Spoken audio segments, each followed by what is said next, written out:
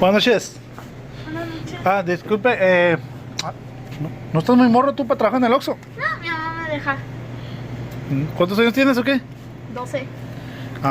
Bueno, pues, ok. ¿Me das unos condones? ¿Unos qué? Unos preservativos. ¿Qué traes tu morro? No, de los otros, de los rojos, por favor. Ok. ¿Es todo? Sí, no. Me da también unos de estos. ¿Qué tal? ¿Nada más? Y ahí está.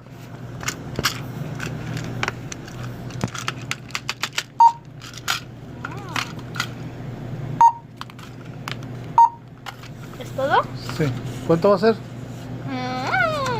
Unos 120. 120.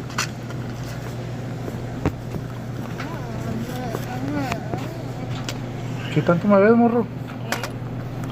Nada. No tengo cambio. No tiene uno más chiquito. Señor, me lo cobró otra vez, eliminar. Señor, págame eso. ¡Ah!